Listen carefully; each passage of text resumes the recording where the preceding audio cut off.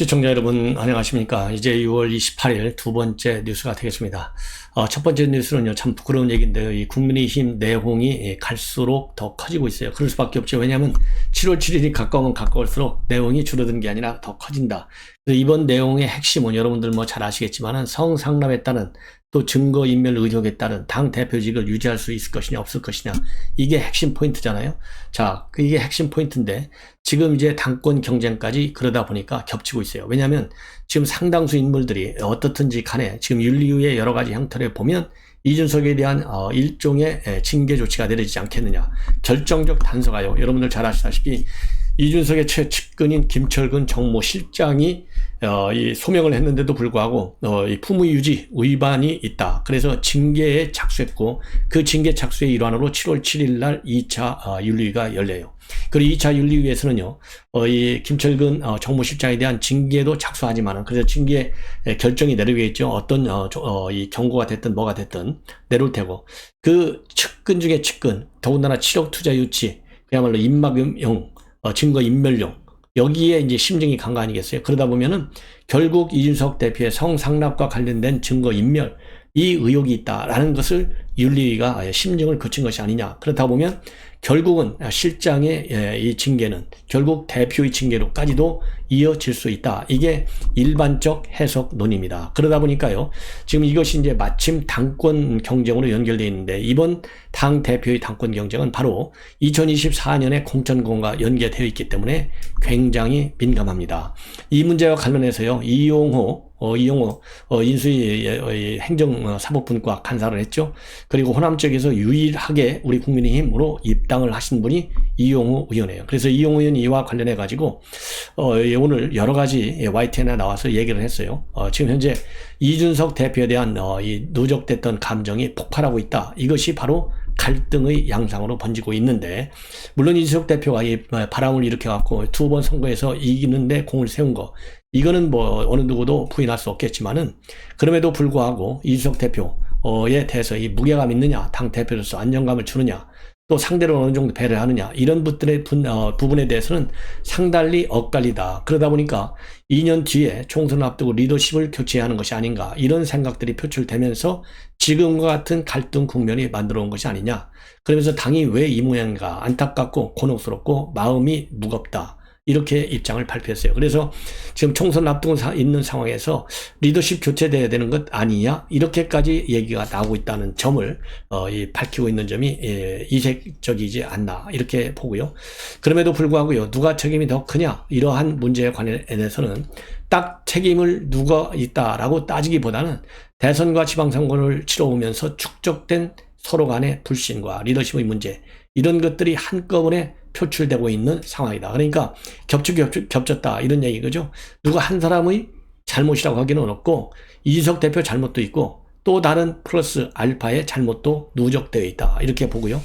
이번 당내 갈등이 당권 경쟁하고 연결되어 있느냐, 연결되어 있는 것, 이런 이 시각에 대해서는요, 이 대표 교체가 결론이 나면 당권 경쟁으로 당연히 가겠지만은, 현재로서는 임기가 1년 가까이 남아있기 때문에 그렇게 그 부분까지 연결시키는 것을 맞지 않고, 다 누구나 생각은 다 있지만 그 생각을 밖으로 표출하게 되면 당이 견뎌내기가 어렵다. 그래서 이번 이준석 대표의 임기 1년이 남아있는 상황에서 당권 경쟁으로 비춰지고 비화되고 악화되는 거, 이거는 당이 견뎌내기가 굉장히 어렵다. 그래서 이 당권 경쟁이 지금 이준석 대표의 조기 사퇴를 전제로 해서 이루어지는 것은 현 상황에서 보면 너무나 앞서간 얘기가 아니겠느냐, 이러한 인식을 하고 있는 것 같습니다.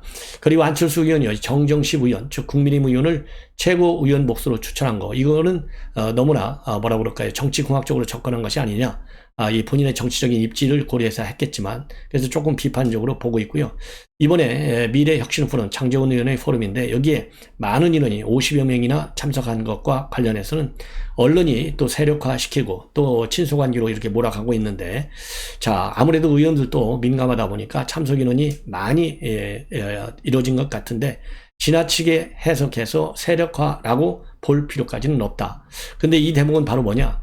지금 장제원 의원하고요, 지금요 이용호 의원하고는 뭐를 만들려고 했냐면은 민들레를 만들려고 그랬어요. 민들레를 만들려고 했는데 이 권성동 의원의 브레이크를 통해서 이게 지금 현재로서는 뭐 완전히 무산되지는 않았지만은 민들레가 다시 수면으로 올라올 때까지는 시간이 좀 걸리는 상황입니다. 그래서 미래혁신 포럼과 이 민들레 포럼이 어떻게 보면요, 이 겹치는 측면도 있어요. 그러나 세를 확산시키는 데는 굉장히 도움이 될 것이다. 예. 왜냐하면은 장제원 의원이 직접 주관하는 것이 미래혁신 포럼이고요. 그리고 이 민들레는 아무래도 이용호 의원 이런 다른 분들이 또 주도적으로 앞에서 나서고 장제원 의원은 뒤에서 밀고 이런 모양이거든요. 그렇기 때문에 민들레도 세력화, 미래혁신도 세력화 이렇게 비판을 받는 것은 이 민들레를 만들어 가려고 하는 이용호 입장에서는 상당히 좀 뭐라 그럴까요? 부담이 되는 요인이죠. 그래서 미래혁신 포럼과 관련해서 세력화라고 보는 이 문제에 관해서는 상당한 방어벽을 치고 있고요. 그리고 장제원 의원과 이준석 대표 간의 갈등, 이거는 뭐 이미 대선 국면에서부터 시작된 거 아니겠습니까? 그래서 이준석 대표에 대해서는요, 이준석 대표에 대해서는 이렇게 지금 1년이나 남아있는데 이거를 당권 경쟁하고 연결시키는 것은 시기가 상조하다. 이렇게 조금 이준석 대표를 챙기는 모습을 보인 것은 본인이 이준석과 장제원 간의 이 갈등에 뭐라 그럴까요? 이 말려드는 그런 거는 바람직하지 않다. 더군다나 민들레까지 본인이 추진하는데, 그래서 일면 이 교체론까지 나오고 있다라고 하는 것은 밝혔지만은, 그렇다고 지금 당장 당권 문제하고 연결시키지는 말아라. 그래서 적절하게 수위를 말이죠. 이 공격과 그리고 이 방어, 즉 이런 양면을 고려해서 상당히 조심스럽게 밝힌 입장문이 아닌가 이렇게 생각이 들고요.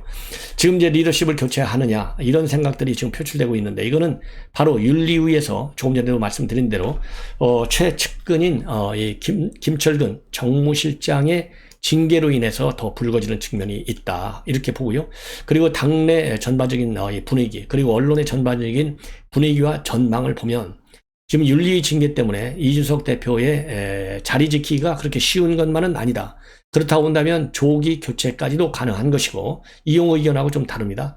그리고 조기 교체를 하다 보면은 임기가 6개월 이상 남았기 때문에 잔여 임기인 내년 6월까지, 그러니까 초단기 또 당대표가 나오는데, 이렇게 되면은 또 한 번 내년 여름에 다시 당대표 선거를 하면 1년 총선을 앞둔 상황에서 국민의힘이 총선 전략을 짜는데도 차질이 있을 수 있다.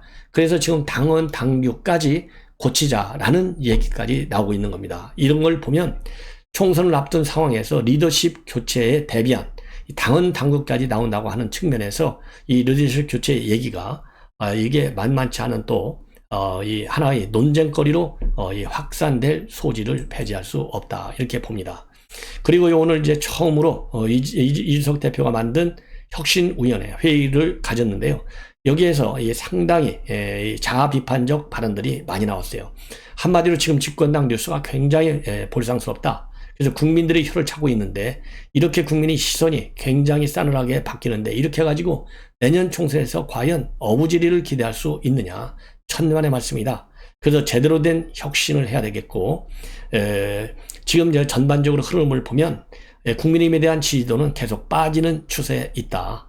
이러한 그리고 그동안의 혁신 조치들 내놨지만 구체적인 실행이 약했기 때문에 구체적인 실행 작업에도 이 만전을 기해야 된다. 이러한 입장문을 내놨습니다. 그래서 여기에서 오늘 이제 발언한 분들 짤막하게 여러분께 소개시켜드리면요. 최재형 의원은 뭐라고 했느냐면은 선거 승리 도취하면 안 된다. 그래서 밖으로 놓고 다투는 모습으로 비춰지면은 언제든지 우리 국민의힘에 대한 시선은 싸늘하게 바뀔 수 있고, 당 혁신을 도모하면서 변화하지 않으면 2년 총리 승리 담보할 수 없고, 또 윤 정부의 성공적 국정 운영도 담보할 수 없다 이렇게 밝혔습니다. 그리고 조혜진 부위원장은요, 지금 민생이 굉장히 어려운데 국정 현장은 3중 4중의 파도와 사투를 벌이고 있지 않느냐, 이렇게 매일 볼썽사나운 이러한 이 저급한 뉴스 생산하는 거 국민들이 혀를 차게 만들 것이고, 전반적으로 정권 현장 여론이 정권 교체 여론 이런 것들이 굉장히 높은 상태, 즉 20% 이상 높았는데 겨우 0.73%로 이 박빙으로 끝났다고 하는 것은 지금 계속해서 그동안 지지율을 까먹기만 한 것이고요. 총선이 2년 남지 않은 현재 상황이 바로 우리 당의 미래를 개척할 수 있는 혁신의 골든타임이다. 이러한 입장문을 내놨습니다.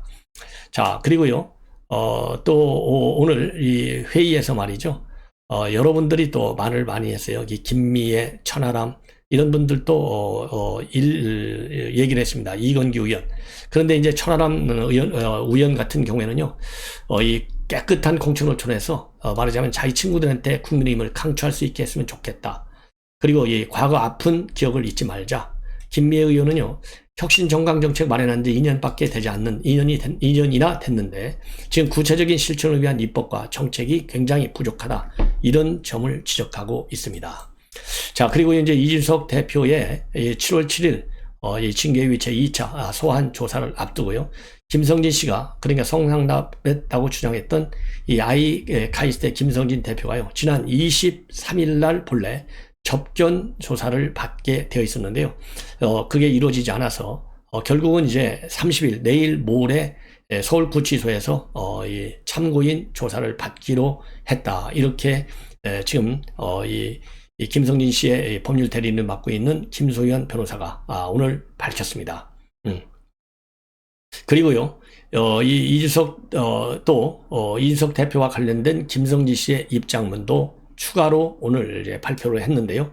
발표하면서 이 김 변호사가 밝힌 이 김 씨의 여러 가지 입장문을 보면요, 한마디로 최근에 이준석 대표가 이 간장 이번 주에 많이 부을 것 같다 이렇게 했잖아요. 그래서 간장은 안철수와 이 장지원을 얘기하는 이런 이 해석을 나왔는데요. 여기에 김성진을 때 진을 넣어가지고요, 진간장을 또 하나 신조어를 만들어냈어요. 그래서 이준석 멘트님 금주 간장을 드시는 것 같은데 그거 혹시 진간장 아닌가요? 그래서 이제 자기까지도 이제 공세를 펴볼 수 있다는 거. 그러면서 경찰청 수사를 이번 주에 받는 것은 찐 간장일 뿐이다. 나머지는 싱거울 수 있다. 이렇게 또 이 비판을 하고 있습니다. 자, 그러면은요, 지금 이제 그동안에 멘토는 김성진, 그리고 멘티는 이준석. 그래서 이 멘토와 멘티 관계로 이루어져 왔는데요. 이 김성진 대표가 오늘 추가적으로 입장문을 또 하나 내놨어요. 그래서 이 입장문을 자세하게 여러분들께 소개시켜 드리도록 하겠습니다. 자, 이 입장문을 내용을 보면요, 약간 한 1, 2분 정도 될 것 같아요. 그래서 여러분들께요, 가능하면 그대로 말씀을 드리겠는데, 형사재판을 한 4년 동안 받아보다 보니까 이 멘티님, 우리 공대생 출신들이 법을 오히려 제대로 관심을 갖고 이해해야 되겠다는 깨달음을 얻었다라고 밝히고 있고요. 자, 그리고 우리는 지금 이제 논리 싸움하는 게 아니라 진실 싸움을 해야 되는데, 처벌로 하는 것은 국가의 문제지만은 이 진리의 문제는 너하고 나하고 우리의 문제 아니냐, 이렇게 포문을 엽니다. 그러면서요, 흔히 법하면 이 공대생하고는 전혀 무관한 그러한 것 같은데, 그래서 이제 같지만은 이것이야말로 즉 이 법이야말로 논리적 소프트웨어의 끝판왕이다. 그러면서 우리는 기계인 CPU 컴퓨터에게 명령하는데 법원은 사람에게 명령은 아니냐. 그래서 기계가 아닌 사람에게 명령하려면 얼마나 논리적 고도성을 따지겠느냐. 이렇게 주장을 하고 있어요. 논리적인 이 고도성. 그러면서 아마 멘트님께서 컴퓨터 사이언스 전공을 하셨으니까 논리로는 누구에게도 안 진다는 역임도 당연해 보이는데, 그래서 A가 부존재하는데 B가 어떻게 성립하느냐라는 논리까지 주장하더라. 이 얘기는 결국 뭡니까? A라고 하는 것은 부존재한다. 즉 내가 성상납을 받지 않았는데 어떻게 B, 즉 증거인멸을 할 수 있느냐, 아니면 공무집행을 방해할 수 있느냐, 이건 말이 안 된다. 이러한 이 이준석 대표의 주장을 논리적 주장이다, 이렇게 비꼬고 있어요. 비꼬고 있어. 그러면서요, 멘티님의 논리는 즉 A가 성상납이고 B가 증거인멸입니다. A와 B를 변수로 놓은 뒤에 A 값은 1이고 B 값은 A 더하기 2인데 그렇잖아요. 왜냐하면 성납이 있어야 증거인멸이 되니까. 그래서 A는 1이고 B는 A 플러스 2가 되는 것이죠. A가 애초 없으므로 B가 더할 A가 없기 때문에 이를 컴퓨터에 돌리면 오류가 난다는 말이다. 근데 멘티님의 논리대로 하면 도리어 A가 애초 없다는 것이므로, 그러면 A 이퀄 1, B 이퀄 A 플러스 2가 아니라 그냥 B가 2가 되는 거다. 이렇게 반박을 하고 있어요. 예. 자, 그러면서요, 이 얘기는 결국 뭡니까? 성상납 의혹을 운 좋게 설령 빠져나간다 하더라도 증거인멸의 의혹은 그대로 남아서 결국은 피해갈 수 없다. 이런 점을 상기시키고 있는 거예요. 그러니까 증거인멸했다라는 의혹은 더 커진다는 것이죠. 그러면서요, 대법원 판례를 인용하고 있습니다. 그래서 고도의 논리성으로 무장된 법에서도 법리 구성하기를 그 형사사건이 기소되지 아니하거나 무죄가 선고되더라도 증거의존죄의 성립에는 영향이 없다라고 한다는 대법원 판례를 인용하고 있어요. 그리고 공소시효와 관련해서는요, 한마디로 A가 무죄여도, 즉 성상납이 무죄라 하더라도 증거인멸은 성립이 된다. 왜냐? 왜 이 A, 즉 성상납이 없다고 하는 거냐? 혹시 A 값이 제로라서 없는 것이라고 논리를 구성하는 거냐? 그러면서 A 값이 제로라면 그건 그저 시간이 지나서 값만 제로가 되실 뿐이고 A는 그대로 존재하는 것이다. 이렇게 이 멘토로서의 이 한마디 훈수를 이준석한테 두고 있는 거예요. 그러니까 이 성상납 시효가 이제 넘어갔다 이런 말도 있잖아요. 이거를 갖다가 이제 나름대로 시효가 넘어가서 지금 당장 유죄는 안 된다 하더라도 시효가 넘어갔다 한다 하더라도 성상납 자체 옛날 2013년도 그 팩트는 없어지는 건 아니지 않느냐. 이거를 갖다가 지금 지적하고 있는 대목이라고 봅니다. 그러면서요, 이 마지막으로 무엇보다 컴퓨터 사이언스의 첫 시간에 무조건 배우는 프로그래밍 이퀄 알고리즘 플러스 자료 구조, 정의에 의한다 하더라도 알고리즘은 각자가 자기의 창의적 해석 방법으로 표현하면 되지만 자료 구조는 창의적으로 하면 안 된다. 그리고는요, 법조인들이 힘다는 것도 법리 알고리즘이 아니라 오로지 데이터고 사실관계를 자꾸 상대 반대 진영이 오염시키고 흔들려 해서 힘든 것이다 라고 지적을 하고 있습니다. 자, 이렇게 보면은요, 지금 이준석 대표의 성상납과 관련된 김성기 씨의 주장 상당히 확실해 보여요.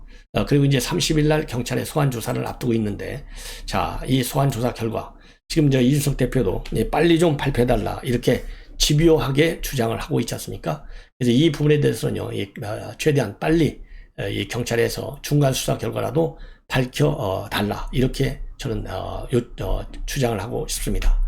그리고요, 지금 어제 이 한동훈 장관이 헌법재판소에요, 권한쟁의 심판도 청구하고 또 가처분 신청도 동시에 신청을 했어요.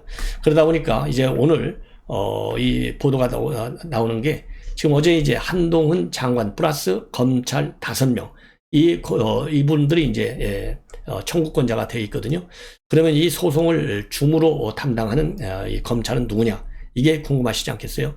근데 이 담당 검사는 말이죠, 과거에 통진당 사건을 줌으로 처리한 검사, 그야말로 이제 지금 현재 이 검찰 중에서도 말이죠, 가장 헌법과 관련돼서 전문가로 평가를 받고 있다고 합니다. 그래서 이 법무부에서 제일 이 헌법 관련 전문가가 지금 맡고 있다. 이런 보도가 오늘 나오고 있어요. 이름이 누구냐면요, 김서구 부장검사입니다. 이분이 이 법무부에 설치되어 있는 헌법쟁점연구 TF의 팀장을 맡고 있어요. 그래서 검수한 바의 우연성을 아주 철저히 검토하고 있다. 이런 보도가 나오고 있는데요. 여러분들 잘 아시다시피 검수한 바 심판을 청구하는 이유는 두 가지입니다. 외형적으로는 절차가 이제 하자다. 그래서 우연성이 있고, 내용적으로는 또 이 내용 자체가 우연성이 있다. 그래 이렇게 지금 크게 두 가지로 분류가 되는데요. 그러면 절차적인 우연성은 뭐냐? 민주당에서 의장 탈당라고 하는 꼼수까지 써가지고 안건 조정위를 무력화시켰다는 거. 두 번째는 17분 안건 조정위를 이 8분 법사위 이렇게 해서요, 17분과 이 8분 정도밖에는 이 안건 조정위와 조정위 그리고 법사위를 거쳤다는 거. 이게 이제 절차적인 하자는 것이죠. 예를 들어서 이 안건 조정위 같은 경우는 최장 90일간이나 보장됐는데 이게 17일 만에 끝냈다? 이건 법률안 논의 자체를 민주당이 봉쇄한 거잖아요. 그리고 법사위 전체 회의도 8분 만에 마쳤다? 이거 말이 안 된다는 거예요. 그리고 국회 본회의도 필리버스터 하는데 이 회기 쪼개기를 통해서 꼼수로 무력화시켰다. 이게 모두가 절차적 하자라는 겁니다. 그리고 상임위 통과는 안 하고요. 그리고 이 수정안이 본회의에서 총결됐는데 이 안하고는 직접적으로 무관하다는 거예요. 왜? 계속해서 이 법률안을 갖다가 민주당이 고쳤기 때문에. 그래서 이 절차적인 하자가 있다. 우연이다. 이런 주장이고요. 또 하나는 법률 내용 자체가 우연성이 나는 거예요. 왜냐하면 헌법이 보장하는 검사의 수사권 그리고 공소권은 완전히 없애버려가지고, 말하자면 헌법이 지금 보장하고 있는 국민의 기본권을 심히 훼손하고 있다는 거예요. 왜 그러냐? 지금 검찰이, 법률 전문가인 검찰이 제대로 수사를 못할 경우에는 국민들은 이제 신속한 수사와 재판을 받을 권리가 있는데 그런 권리를 박탈당할 수밖에 없다. 이게 이제 국민의 기본권 침해로 되어 있습니다. 예. 그 다음에는요, 이 고발인도 이의 신청을 할 수 없도록 악법으로 되어 있어요. 이것도 평등 원칙에 위배된다는 것입니다. 이래서 지금 법무부에서는요, 헌재 충분히 이길 수 있다 이렇게 주장을 하고 있어요. 근데 이제 문제는 뭐냐? 이 헌재 재판소의 이 판사 구조가 굉장히 불량이 돼 있다는 거예요. 헌재 재판관이 9명인데 그중에 8명이 문재인 정권에서 임명이 됐고 진보 성향의 법관이 무려 5명이나 된다. 그래서요, 9명 중에 6명 이상의 찬성을 받아야만 되는데 이게 과연 받겠느냐? 어려울 수 있다. 이러한 뭐라 그럴까요? 이 비관적 전망이 나오고 있습니다. 예. 그 다음에는요, 이 권성동 원내 대표가 지금 이제 경찰이 반발이 심한데 이와 관련해서 상당히 강하게 경찰을 비판하고 있어요. 새 정부에 도대체 이 권위주의를 덧칠하겠다는 거냐? 운동권 언어로 정치적인 선동을 하지 말아라. 옛날식 운동권 용어를 쓰지 말아라. 이러한 입장을 내놓고 있어요. 그래서 이 경찰국 신설하는 거야말로 경찰 권력을 견제하기 위한 최소한의 안전장치에 불과하다.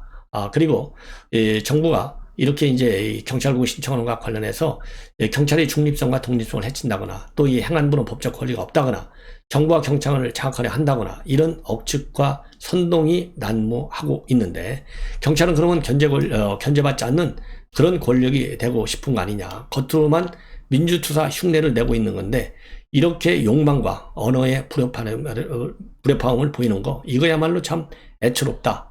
이렇게 비판하고 있어요. 그리고 이번에 경찰청장이 사의를 표명했는데 이거야말로 자기 권력을 지키기 위해서 자기 의무를 저버린 치안 사보타주다 이렇게 주장을 하면서요.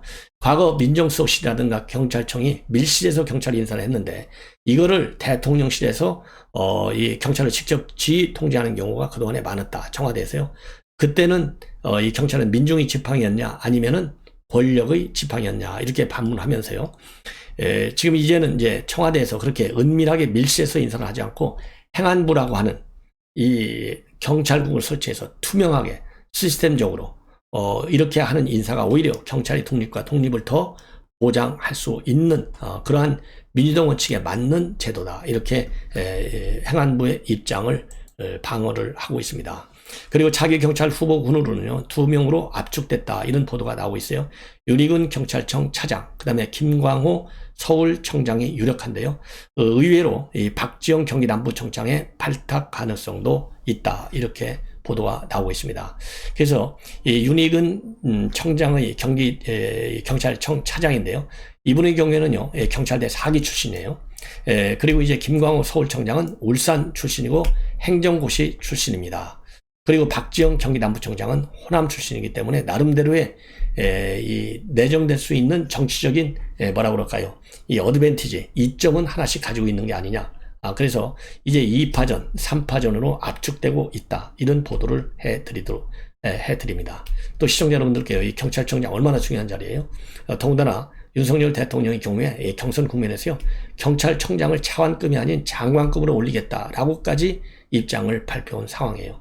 자, 그렇기 때문에 그리고 지금 국기문란 사건으로 내몰리고 있는 상황에서 후임이 임명되는 그런 과정이 있기 때문에 굉장히 중요한 인사 중에 하나가 아닌가. 그래서 제가 빠르게 여러분들께 뉴스를 보내드리도록 하겠습니다. 시청자 여러분 대단히 고맙습니다. 감사합니다.